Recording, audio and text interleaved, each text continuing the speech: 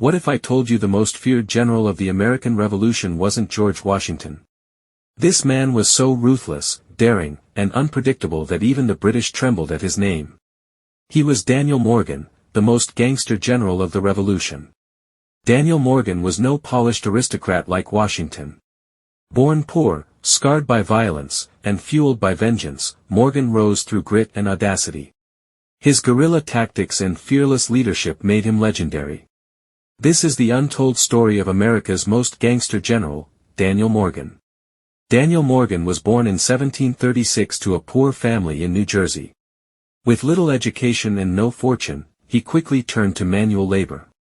He grew up tough, surviving fights, hard work, and constant struggles. This brutal upbringing hardened him for a soldier's life. As a teenager, Morgan fled home after a violent dispute with his father. He wandered into Virginia, where he worked as a farmhand and wagon driver. These rough years built both his independence and toughness. Morgan's rebellious spirit was forged in hardship, not privilege or inheritance.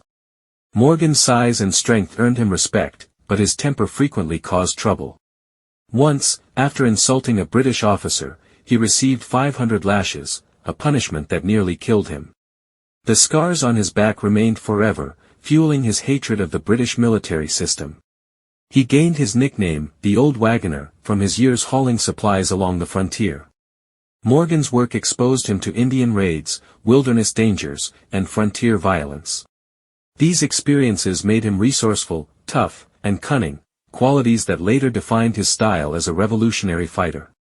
Frontier life taught Morgan how to hunt, shoot, and survive under harsh conditions. He became an expert marksman with the long rifle, a skill he passed on to others. This weapon, deadly accurate at long range, became a signature tool of Morgan's military strategies. Unlike polished officers, Morgan embraced his rugged identity. He was loud, aggressive, and unrefined, but fiercely loyal to his men. Soldiers loved him because he treated them as equals. His raw charisma, forged through hardship, earned him respect where formal training and aristocracy could not. By the time the revolution began, Daniel Morgan had built a reputation as a fearless, hot-tempered frontiersman. He had scars, enemies, and grudges, especially against the British. These personal experiences made him uniquely dangerous in a war that demanded both ferocity and unconventional tactics. When the revolution erupted, Morgan raised a company of 96 riflemen from Virginia. They marched 600 miles to Boston in just 21 days, astonishing the Continental Congress. These men, hand-picked by Morgan, became one of the most feared and effective fighting units of the war. Morgan's riflemen used Pennsylvania long rifles, accurate up to 300 yards, far deadlier than British muskets. They were not disciplined parade soldiers, instead, they were frontier hunters skilled in ambush and sharpshooting. This unconventional style would soon terrify the disciplined, traditional British redcoats. In early skirmishes, Morgan's men picked off British officers and artillery crews from long distances. These tactics shocked the enemy, who considered targeting officers dishonorable. For Morgan, war was survival, not ceremony. His ruthlessness became a key advantage in America's desperate fight for independence. Morgan's leadership blended respect and fear. He was quick to punish deserters or cowards but fiercely protected his men. He earned a reputation as a general who fought alongside his soldiers, sharing their hardships and risks. This bond inspired fierce loyalty and extraordinary battlefield performance. During Benedict Arnold's expedition to Quebec, Morgan and his riflemen endured freezing marches through the wilderness. Despite starvation and disease, Morgan rallied his men to press forward. His toughness in impossible conditions reinforced his legend as a commander who never asked his men to suffer alone.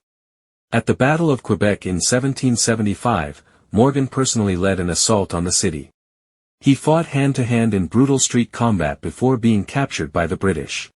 Even as a prisoner, he impressed his captors with his ferocity, earning their grudging respect as a warrior. After his release in a prisoner exchange, Morgan returned to the Continental Army with even greater determination. His reputation was now established, he was the general who never quit, never softened, and never surrendered easily. The legend of Daniel Morgan was spreading across the colonies. In 1777, Daniel Morgan commanded Riflemen at the Battle of Saratoga. Facing British General John Burgoyne's army, Morgan's sharpshooters devastated enemy ranks. They targeted officers and Native American scouts, breaking British coordination. His aggressive use of rifles changed the course of the battle and the war. Morgan's men harassed British advances relentlessly, striking from cover and retreating before counterattacks.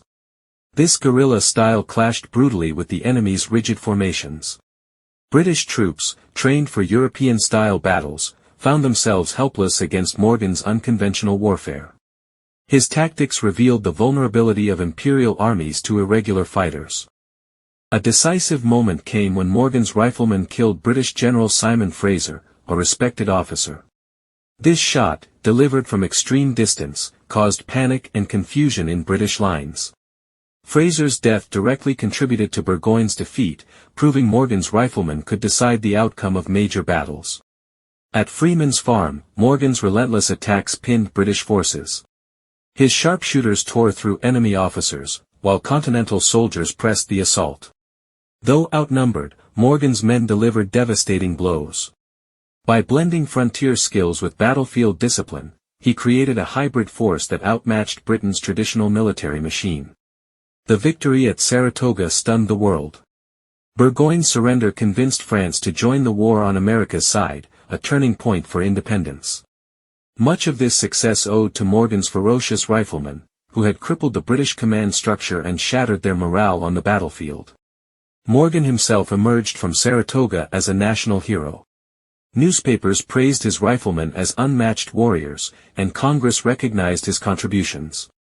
Though often overlooked compared to Washington, it was Morgan's aggressive genius that transformed a ragtag army into a force capable of defeating imperial legions. Despite glory, Morgan grew frustrated with politics in the army. He disliked favoritism and struggled against rivals who resented his rough background. Tired of bureaucracy, he briefly retired. Yet destiny had more battles in store, and his greatest victory still lay ahead, the Battle of Cowpens. In January 1781, Daniel Morgan returned to command in the Southern Campaign. Facing British General Banastre Tarleton, known for cruelty, Morgan prepared his men for a decisive stand at Cowpens, South Carolina. This would become his masterpiece, a cunning trap that crushed Britain's elite troops. Morgan knew his militia couldn't match British regulars in open combat. Instead, he designed a brilliant layered defense. Militia fired 2 volleys, then retreated, luring the British into overextending. Behind them waited Continental soldiers, hidden cavalry, and Morgan himself, ready to spring the trap with precision. As Tarleton's forces advanced, Morgan's plan unfolded perfectly. The militia fired, withdrew, and baited the British into charging recklessly. Overconfident, Tarleton's men fell into chaos. Suddenly, Continental lines held firm, cavalry swept in, and riflemen attacked from flanks. The British found themselves encircled, stunned, and overwhelmed. The victory was complete. Tarleton's army lost over 800 men, nearly annihilated, while Morgan's losses were minimal. The Battle of Cowpens shattered British control in the south and paved the way for eventual victory at Yorktown. Morgan's genius cemented him as one of America's greatest battlefield tacticians. Cowpens demonstrated Morgan's unique style, cunning deception, fierce discipline, and ruthless execution. Unlike aristocratic commanders, Morgan understood ordinary soldiers and used their strengths effectively. His ability to blend militia courage with professional precision created a new American way of war, bold, flexible, and devastatingly effective. Even the British acknowledged Morgan's brilliance. Tarleton himself, humiliated, described Morgan as a master of war. For the Americans, Cowpens was more than a victory, it was a symbol that raw determination, guided by genius, could shatter the world's greatest empire. Morgan's legend reached its peak. Exhausted and ill, Morgan soon retired again after Cowpens. But his victory had permanently changed the war's momentum. He left the battlefield undefeated, his reputation secure. The gangster general, once a wagon driver, had outwitted Britain's best and helped push America toward final independence. Daniel Morgan lived the rest of his life as a respected landowner and politician. Though plagued by illness and war wounds, he remained a symbol of frontier grit. Unlike polished aristocrats, he embodied the rough, rebellious spirit that fueled America's revolutionary fight for independence. His scars from 500 lashes remained visible until his death, reminders of his defiance against tyranny. Morgan's life represented the struggle of ordinary people who rose against oppression. He proved greatness did not come from birth, but from resilience, boldness, and an unbreakable will. Historians often overlook Morgan compared to Washington or Greene. Yet his victories, especially Saratoga and Cowpens, were decisive in securing America's survival. Without his gangster-like boldness, independence may have been lost. Morgan's story is not just about war, but about the power of defiance. Morgan's legacy lives in military academies where his tactics are still studied. His unorthodox strategies foreshadowed modern guerrilla warfare and the importance of flexibility in combat. Generals worldwide recognize his brilliance, proving that sometimes the roughest, least polished leaders produce the most enduring and effective victories. Monuments honor Morgan in Virginia and South Carolina, but his true monument lies in America's independence. His daring choices and relentless drive shaped a nation's destiny. Morgan remains a reminder that revolutions require more than noble words, they require men willing to fight dirty. The gangster general's life became a legend on the frontier, where stories of his toughness spread widely. Farmers, hunters, and common folk saw him as one of their own.